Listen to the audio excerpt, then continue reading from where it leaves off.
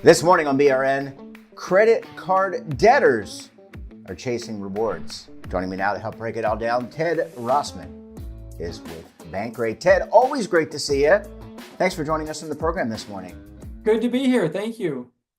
So, Ted, I got to tell you, I looked at this story that we're going to talk about today, and it just got me thinking that maybe some of these credit card users are chasing the wrong thing. They're chasing their tail when it comes to rewards versus managing their credit card debt. But I want to get your reaction.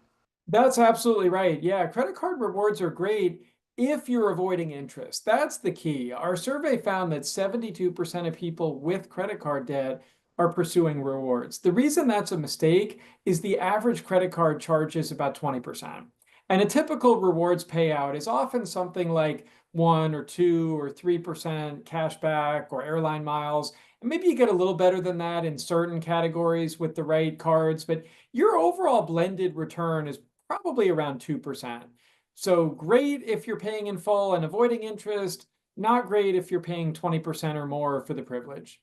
Why the mindset? I mean, maybe they signed up for these cards for rewards and they're so conditioned. It's almost like a game. You know, I'm wearing an Apple Watch. I use it to kind of gamify my working out. Is it like that we've kind of gamified rewards and people are willing to put aside their debt, their debt concerns and the interest rate they're paying versus getting those rewards?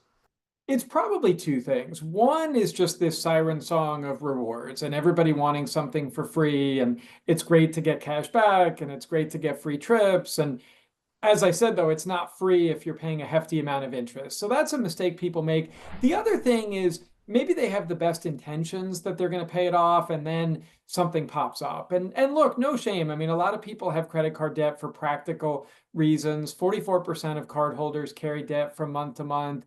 The number one cause is an emergency expense, some kind of unexpected medical bill or car repair or something like that. The second biggest answer is just day-to-day expenses, things like groceries and other daily expenses outpacing your paycheck. So I do empathize with that, but we have to get the math right. You're digging the hole deeper if you're paying a hefty interest rate to get rewards. You know, there are some other debt payoff strategies that I would recommend following first, and then chase rewards once you're debt free. Yeah, and we'll talk about debt in our second part of our discussion.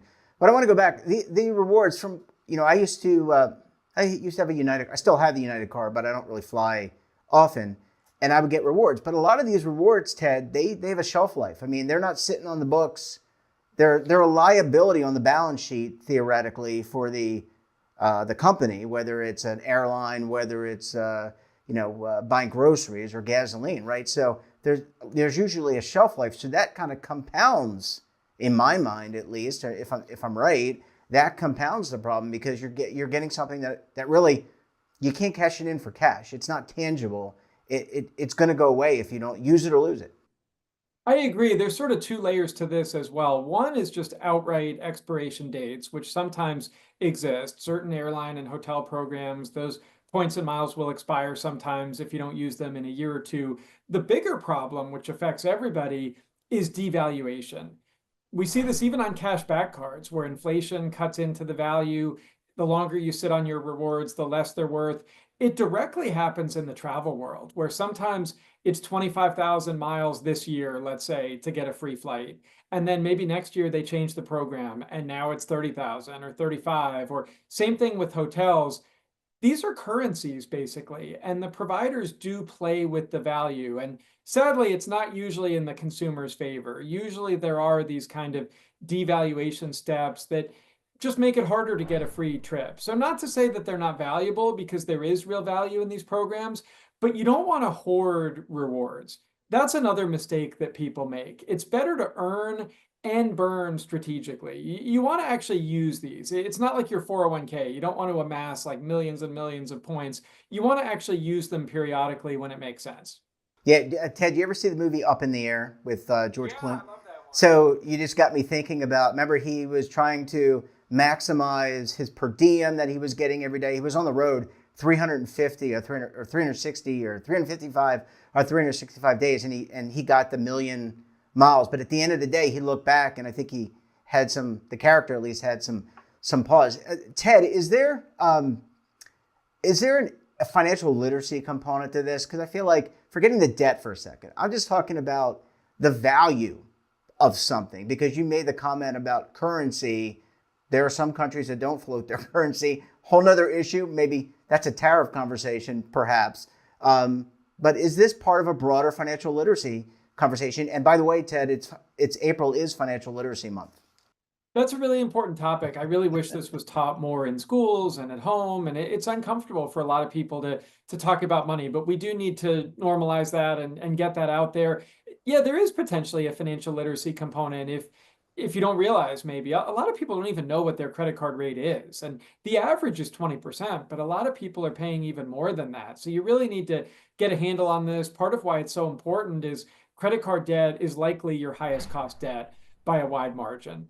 So for rewards to be worth it, you have to avoid interest, and you have to avoid overspending too. That's another issue. There's been some really interesting behavioral research that shows that there's less friction when we pay with a card or an app. And it makes sense, because when you're forking over hard-earned bills and coins, you feel more pain associated with that. Sometimes people overspend online or just by using their cards because they don't feel it as tangibly. So that's another thing. We've talked about not paying interest. You also want to make sure that you're sticking to your budget. Now, rewards are worth it if you do those two things. If you only spend what you would have spent anyway, and if you avoid interest, maybe start small. Maybe just stick with your grocery bill or some other recurring expenses. If you put necessities on a card and pay it off right away, that's when you can come out ahead. Yeah, I just think it's about well, I mean, I agree with you. I'm not disagreeing. It's about getting people to prioritize what is the most important thing, so you're not under the weight of debt. And we're going to talk about that. Let's conclude this part of our program, Ted. We're going to bring you back tomorrow, and we'll talk about debt, managing credit card debt, and pay down strategies. I think you'll have a lot. I know you will have a lot to offer. Ted, we're going to leave it there. Great to see you. And we'll bring you back on the program to discuss debt very soon. Sounds good. Thanks. And don't forget to subscribe to our daily newsletter, The Morning Pulse, for all the news in one place. Details, of course, at our website. And your subscription supports all of this great BRN content.